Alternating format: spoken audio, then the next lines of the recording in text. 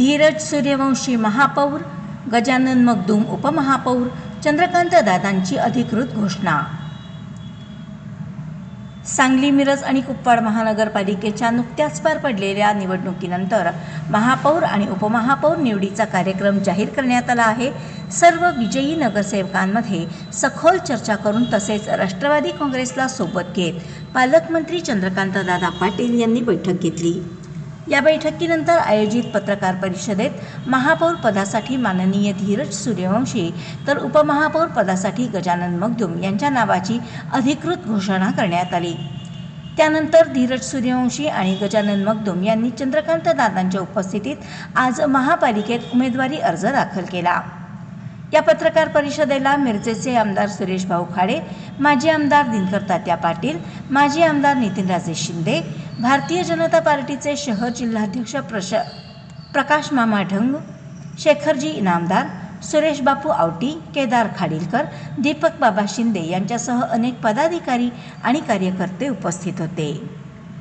करायचं असतं, अन्यथा जी नावं येतील ती प्रदेशाकडे पाठवायची असतात। एकमत झाल्यानंतरही प्रदेश अध्यक्ष आणि माजी निवडणुकीची याची कन्सेंट त्याला म्हणतात की माहिती त्यांना होणं, अवगत करणं हे आवश्यक असतं। त्याप्रमाणे इथे कोर कमिटीचं एकमत झाल्यानंतरही अवगत करण्यासाठी, संमती घेण्यासाठी प्रदेशाकडे नाव पाठवलं। आज सकाळी प्रदेश अध्यक्षांच्या सहीची संमती आली। त्याप्रमाणे हे जे नवीन सभागृह 26 ते 31 असं आता फॉर्म होईल, त्यात ह्या शहराचा प्रथम नागरिक महापौर म्हणून भारतीय जनता पार्टीचे उमेदवार धीरज सूर्यवंशी यांचं नाव ठरलं।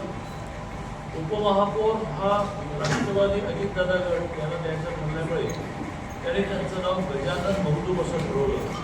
आता दोघेही उमेदवारी अर्ज भरायला जातील आणि 10 तारखेला रिसर ही पहिली निवडणूक झाली।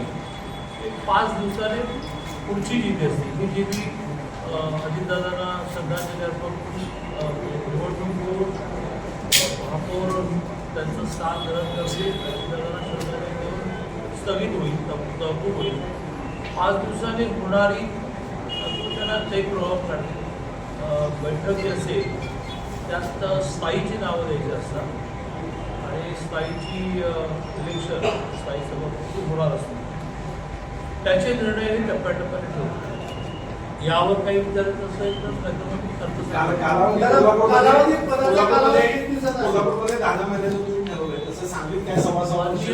मुख्यमंत्री महोदयांनी या विषयामध्ये सगळ्या 29 महानगरपालिका बहुधा 2 सोडल्या, वसई आणि मालेगाव, 27 महानगरपालिकांमध्ये महायुतीचाच महापौर होईल।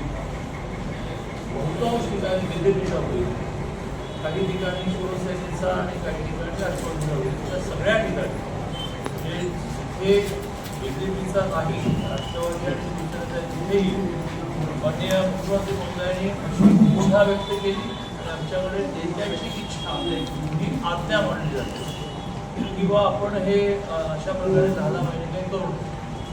सगळं ज्याने 10 महिने ठरवले ते सगळ्यांनी आपला 10 महिने विड्रॉ केले आणि आता 2.5 वर्षासाठी रिझर्वेशन घेतले होतं।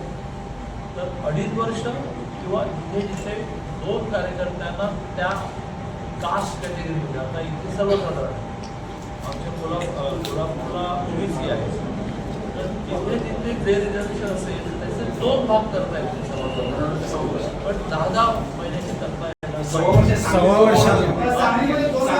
हे काळाच्या मुळे आम्ही आता पहिला घोषित केला।